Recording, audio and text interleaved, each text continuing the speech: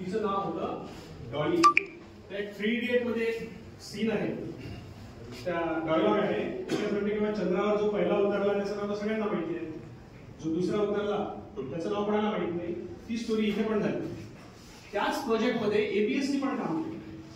तो जो क्लोनिंगचा प्रोग्राम होता त्याच्यामध्ये एबीएससी काम होतं.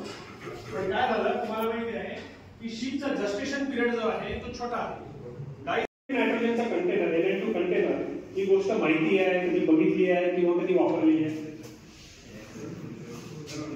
सगळ्यांना माहिती आहे पक्का?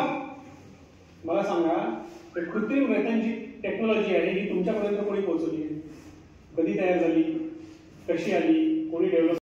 कारण इनब्रीडिंग होण्याचे जास्त चान्सेस आहेत. त्याच्याबरोबरच जर तुम्हाला सरांनी जनुकीय वळूंचं मूल्यांकन करून जर हे फायबर डस्टर मॅजिक स्टनर किंवा तुम्हाला काय जायचं नाही कारण बरेचसे फोन्स तुमच्याच रिसिव्ह करत असतो, पण हे गुण जर तुम्ही वापरले तर तुम्हाला समाधानकारक रिप्लाय त्या शेतकऱ्याकडनंच येईल.